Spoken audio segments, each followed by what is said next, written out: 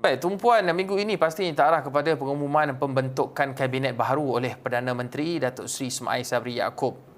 Dan antara yang menjadi perbincangan hangat sejak pelantikan Ismail yang juga ahli Parlimen Bera itu adalah siapa yang bakal menduduki kerusi timbalan Perdana Menteri, dan ia juga berkisar sama ada jawatan itu akan diwujudkan atau tidak seperti mana awal penubuhan Kerajaan Perikatan Nasional PN.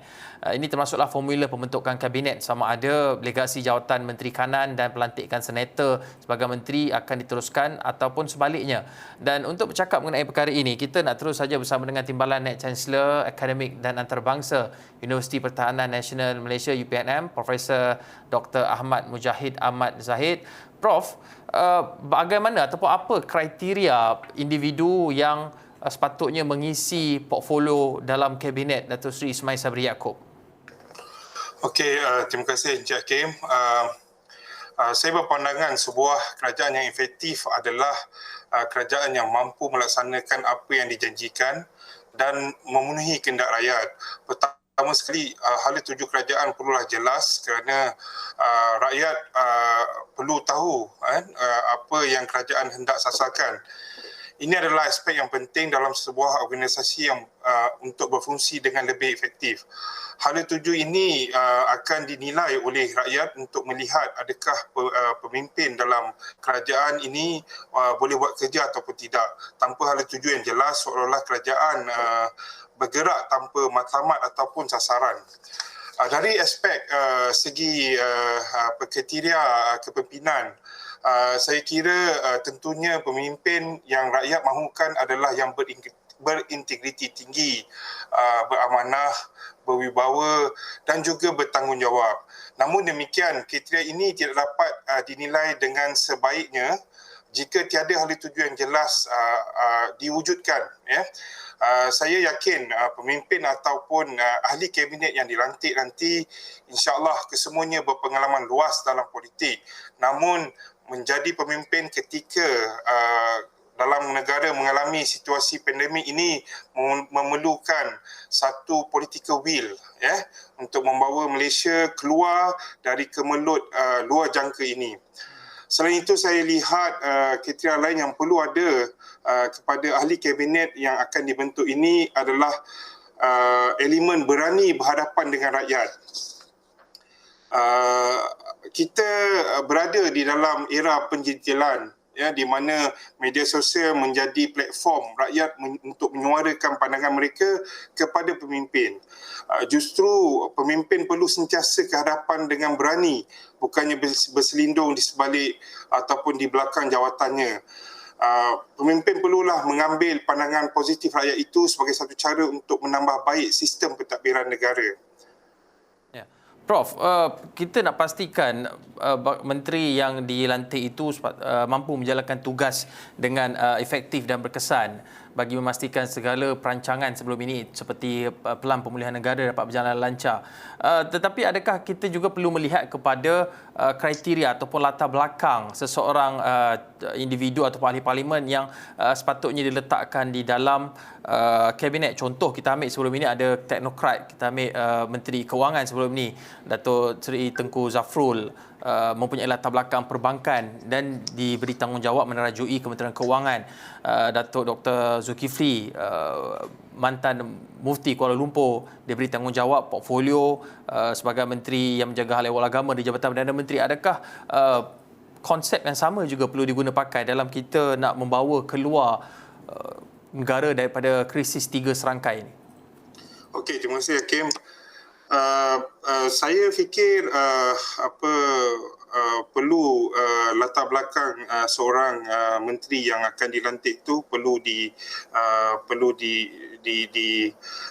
diketengahkan. Dalam hal ini saya lihat menteri dilantik dapat jalankan tugas untuk pastikan menteri yang dilantik dapat jalankan tugas dengan berkesan. Yang Berhormat Perdana Menteri perlu benar-benar mengenali latar belakang yang berhormat menteri tersebut serta tahu akan kemampuannya. Di sini saya setuju lantikan mereka yang mempunyai berlatar belakangkan profesional dalam kementerian yang terlibat. Namun begitu, perlu diingat di sini bahawa Yang Berhormat Menteri bukanlah pelaksana, tetapi Yang Berhormat Menteri adalah wakil politik dalam sesebuah kementerian. Segala dasar dan perancangan yang diluluskan oleh Kabinet akan dilaksanakan oleh kaki tangan awam. Setiap rancangan akan berteraskan sumber dari aspek tenaga kerja dan juga kewangan, ya. Maka integriti individu Yang Berhormat Menteri bukan sahaja berpaksikan kepada integriti yang melibatkan kewangan, tapi ia juga meliputi integriti dalam melaksanakan segala perancangan serta dasar. Di sini saya lihat individu wabi menteri yang akan dilantik haruslah mempunyai political will ataupun kemampuan politik agar kerajaan dapat melaksanakan apa yang dirancang sesuai dengan agenda ideologi politik semasa. Ideologi politik ini sebenarnya adalah tunjang kepada sistem berkerajaan sesebuah negara. Ia akan mempengaruhi perjalanan dan pentadbiran negara itu. Saya berfikiran Majlis Pemulihan Negara dapat dilaksanakan dengan lancarnya apabila kesemua ahli parlimen serta parti-parti politik bersatu berganding bahu dalam menjalankan tanggungjawab mereka sebagai pemimpin kepada 32.75 juta penduduk rakyat Malaysia. Seramai 222 orang ahli parlimen, pada ketika ini terdapat 220 orang yang dipilih oleh rakyat mewakili kesemua penduduk di negara ini wajib membantu kerajaan melancarkan pelan pemulihan negara. Ini bukanlah satu pilihan tapi satu kewajipan.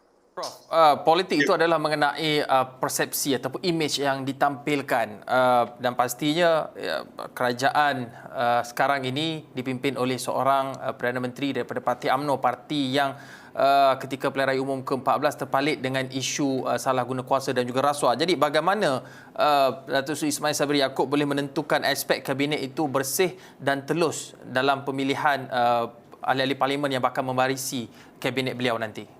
Okey, terima kasih Hakim. Hakikatnya untuk menentukan kabinet yang bersih dan telus, ia memerlukan sebuah badan yang benar-benar bebas untuk mengawasi perjalanan sesebuah kerajaan. Badan ini wajib melaporkan terus kepada parlimen. Pelantikan anggotanya perlu melalui proses yang ketat dan tidak mempunyai ciri-ciri menyebelahi mana-mana pihak dalam politik negara. Saya berpandangan kabinet yang telus dan bersih datangnya daripada ahli kabinet yang berintegriti tinggi. Perkara ini seiring dengan rukun negara kita yang mana kita sebagai rakyat Malaysia berpegang teguh kepadanya. Yang pertama, kepercayaan kepada Tuhan, kesetiaan kepada raja dan negara, keluruhan perlembagaan, kedaulatan undang-undang, kesopanan dan kesusilaan. Jika kita lihat dan amati rukun negara ini, nilainya amat tinggi dan merangkumi kesemua aspek kehidupan sejagat, termasuklah dalam meletakkan nilai seorang ahli kabinet yang telus dan bersih. Baik. Terima kasih Profesor Dr. Ahmad Mujahid Ahmad Zahid.